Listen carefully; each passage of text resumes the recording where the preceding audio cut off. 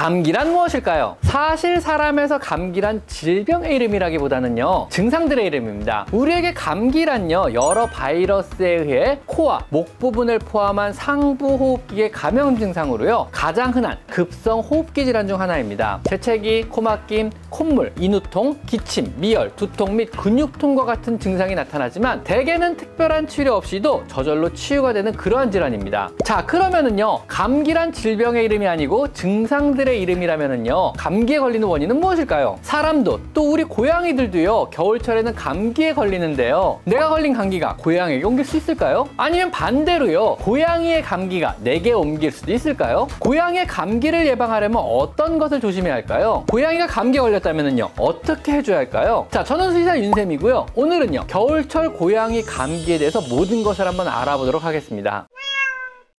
감기는요, 고양이도 사람도 굉장히 괴로운 질환입니다. 감기의 증상은 코가 막히고 목이 아프고 식욕이 떨어집니다. 심하면 열이 나기도 하고요, 온몸에 통증이 생기기도 하며 기침과 콧물, 가래를 동반하기도 합니다. 사람이 감기에 걸리는 원인은요, 바이러스 때문입니다. 무려 200종 이상의 바이러스가 감기의 원인이라고 하는데요, 이 중에 특히 독감을 유발하는 인플루엔자 바이러스, 아니면 리노바이러스, 아데노바이러스, 코로나 바이러스가 사람에서 주로 감기 증상을 유발한다고 합니다. 그럼 고양이에서 감기의 원인은 주로 무엇일까요? 고양이에서 우리가 일반적으로 감기라고 생각되는 증상을 보이는 질병의 원인은요, 허피스 바이러스 감염증입니다. 그래서 허피스 바이러스 감염증을 일명 고양이 감기라고도 부르는데요, 정확히 말하면 안면부 감염을 포함한 바이러스성 비기관지염으로 주로 어린 고양이나 혹은 면역력이 떨어지는 고양이에게 호흡기 질환과 결막염, 콧물, 코막힘, 식욕이 떨어지고 열을 동반하기도 하며 심한 경우에는요, 폐렴 증상까지 나타나기도 합니다. 이게 고양이 감기입니다. 또한 이 허피스 바이러스에 한번 감염이 일어나면은요, 바이러스는 사라지지 않고 잠복한 상태로 남아서 고양이가 면역력이 다시 떨어지거나 스트레스를 받을 경우 다시 증상을 보이기도 합니다. 그래서요, 초기에 제대로 치료받지 못할 경우 식욕부진과 중증으로 발전할 수 있기 때문에 예방과 조기 발견 및 적절한 치료가 매우 중요한 그런 질환에 들어갑니다. 자, 그러면은요, 우리 사람의 감기가 고양이에게 옮길 수 있을까요? 아니면은요, 고양이의 감기가 사람에게 옮길 수도 있을까요? 아니면은요, 고양이끼는 서로 감염이 가능할까요? 자, 우선은요, 사람과 고양이 간에는요, 허피스 바이러스는 교차 감염은 안 됩니다. 즉,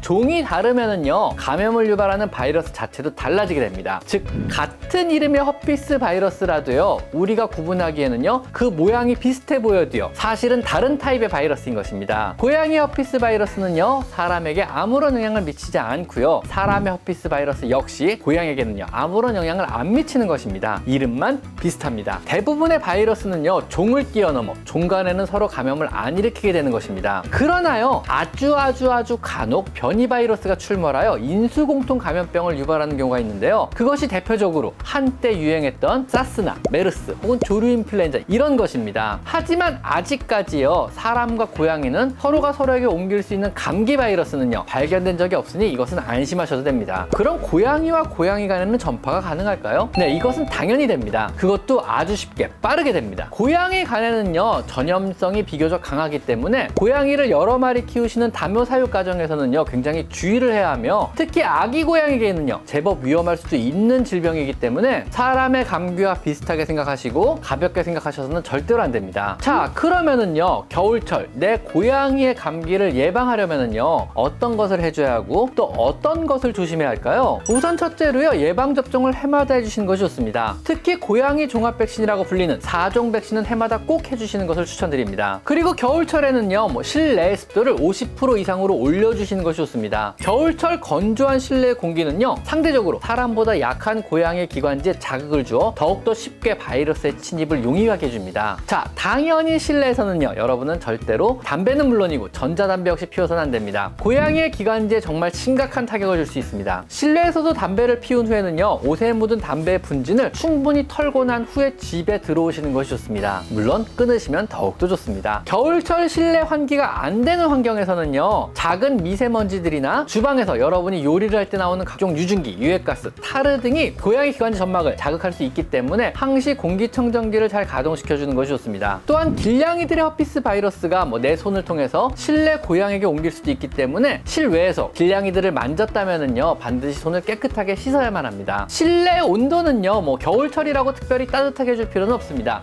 사람이 생활하는 정도면 충분하나 일정하게 유지시켜주는 것이 좋습니다. 자, 그러면은요, 고양이가 감기에 걸렸다면은요, 어떻게 해줘야 할까요? 우선 절대로요, 사람용 종합감기약 같은 것을 먹여서는 안 됩니다. 이것은 굉장히 위험합니다. 대다수의 이런 기침약이나 해열 진통제 아니면 종합감기약들은요, 아세트아미노펜이나 슈도에페드린 혹은 페니레프린을 함유하고 있어서 고양이의 간과 신장에 굉장히 치명적일 수가 있습니다. 이것은 사람의 약이지 고양이한테는 절대로 맞지 않는 약들이기 때문에 그렇습니다. 이런 성분들은요, 일반적으로 우리가 많이 사용하는 종합감기약에 흔하게 들어있는 성분으로요, 고양이의 간에서는요, 이런 종류의 약들을 원활히 대사하지 못하기 때문에 심한 간 독성과 또 신장 독성을 띠게 되어 응급으로 병원에 오는 경우가 종종 있습니다. 또 이런 약들을 함부로 먹였다가는요, 정말 고양이 간과 신장을요, 완전히 망가뜨릴 수도 있습니다. 또한 충분한 휴식이 중요하며 충분한 물과 영양이 풍부한 사료를 급여해 주시고요, 적정 실내 온도를 유지하며 공기청정기 그리고 가습기를 틀어 쾌적한 실내 공기를 유지시켜 주시는 것이 좋습니다. 만약에요, 콧물을 흘리거나 기침이 심하거나 식욕이 줄었거나 활동성이 떨어졌다면은요, 바로 병원에 데리고 가셔서 치료를 받으셔야 합니다. 특히 콧물로 인해서 코가 막히면은요, 식욕을 잃어버리기 때문에 굉장히 주의하셔야 합니다. 감기의 증상은 다양하고요, 고양이의 체력이나 허피스 바이러스에 대한 항체가에 따라 그 증상은 정말 천차만별입니다. 그냥 푹 쉬는 것만으로 좋아지기도 하지만은요, 만약 상태가 식욕의 저하나 활동성에 영향을 미칠 정도라면은요, 바로 병원에 데리고 가셔서 치료를 받을 걸 권장드립니다.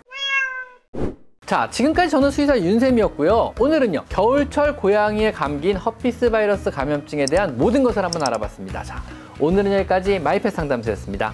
감사합니다.